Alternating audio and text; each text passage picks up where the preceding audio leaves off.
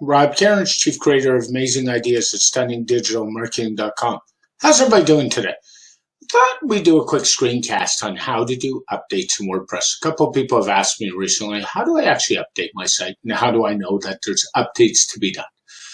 So this is actually my live business site. And if you go up to the top here, you'll see this really updates with a 1 at the end of it. So that indicates there's an update to be done.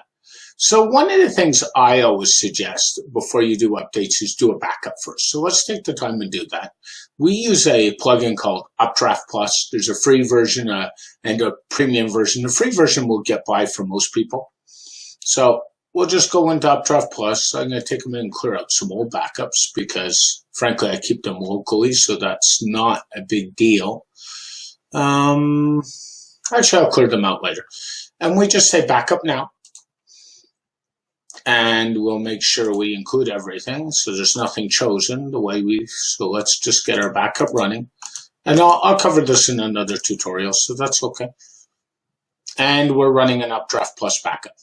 And one of the reasons you run a backup before you always do an update is because the reality of it all is sometimes updates break things. So the best idea is to take the time, take the 5-10 minutes, run the backup, and you'll be way better off in the long run. So we're running a backup and we're getting there. We're almost done. We're on the uploads file. We should be done any time now. And once the backup is done, you see it's done, close. The next thing we always do is we move our updates offline. And we do this because sometimes servers get hacked. So I like to keep copies of our backups locally. Let's just do this. And the date is January 14th. I always name stuff with the date, just makes it easier even though the date's in the file name. And Updraft Plus actually keeps the backups in 5 sets. So it doesn't time out as much, which is really cool. We'll just download these backups real quickly.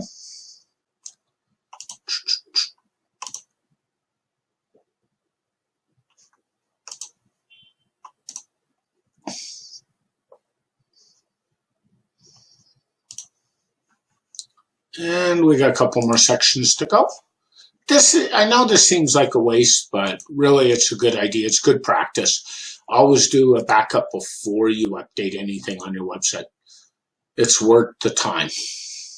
Our website's kind of huge. We have lots of uploads, so the uploads directory is kind of big. So that's 1, that's 2.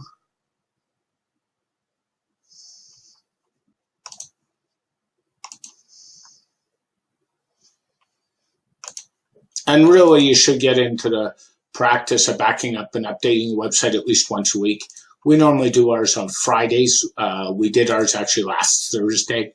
There was a major WordPress 5.03 update, so when a major revision comes up, I normally back up sites at that point. So we actually did them Thursday last week. I'm only doing this one in advance to show you guys how to do this, so it makes life easy.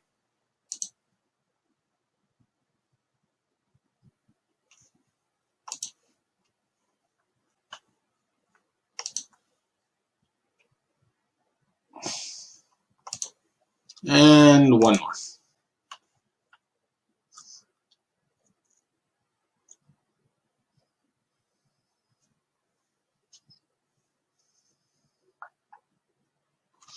And the last one's taking its time. It's okay.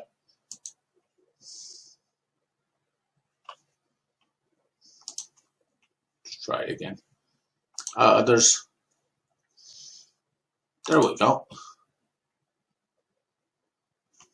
So we've now got a backup locally, and we can go back up to our updates. So scroll up in your WordPress dashboard to updates.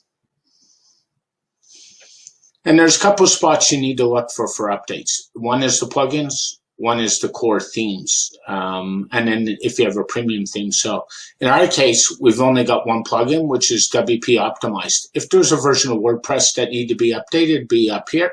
If there was themes, it would be down here. You would do these the same way I'm going to do this one. Just tick it off and say update plugins. And you would do the same thing again for themes or the WordPress version as well. And just return the plugins page. And there you have it. The website is fully up to date. Rob Cairns from StunningDigitalMarketing.com, the best agency on how to fulfill your digital marketing needs, showing you a quick screencast on how to use Updraft Plus to back up your website and do WordPress updates. Have a great day, everybody. Bye for now.